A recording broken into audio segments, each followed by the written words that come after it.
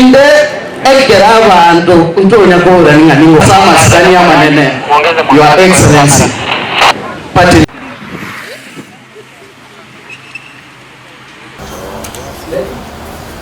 Where you can cut. Yes. You know, sometimes when you limit statements,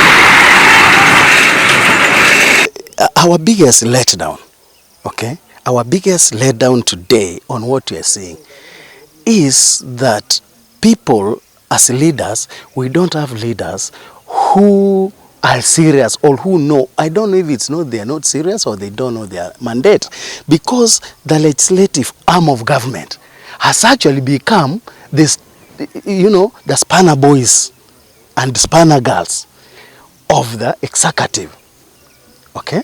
And I'm not afraid to say why we are facing these problems today is because the government, I mean the legislative arm of government, has failed on its mandate, and instead of legislating, they have reduced themselves to be at the mercies of the executive, which is totally wrong.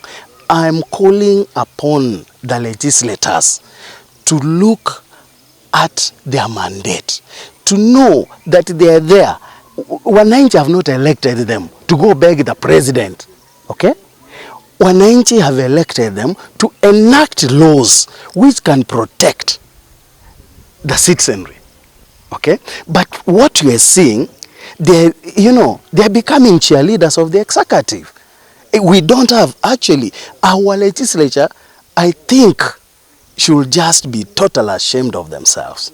Okay? They need to come to their senses. We need a legislature which can protect the citizenry. The cost of living and generally the economy is on a free fall, and Kenyans are not affording anything. You see, number one, when we are talking of taxes, okay? It's okay, I don't mind. You can tax people, you can even take 100%. But an economy is not run by how much money the government has. The economy is run by the ability, the purchasing power of the mwananchi. The government should give subsidies. The government should, you know, the citizenry, they are children of the government. And the government should protect its kids, all her kids. If the taxes are lowered, if the money generated from the small taxes are channeled properly, we will have all our things done, we will have medical in the hospital, we will have our basic needs met, we have our school fees. But the idea of dealing with politicians as policymakers, politicians as policy implementers, then that's where we get it wrong. You have all the money, certain billion is given to the county, certain millions is given to the constituency, certain millions is given to women lab.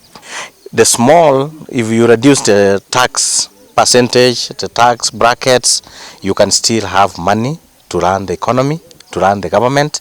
But even from the small that you overtax Kenyans, they're spread so thin until you don't get the effect. We have county shares, we have CDF, we have women affirmative. All this, when you are in the ground, all this money are focused into a particular place. Like you have a bursary done by the county, done by CDF, done by Women Lab, done by national government. Why could we have structured way of dealing with Kenyans' problem if we have a vision that we want to lower the cost of living?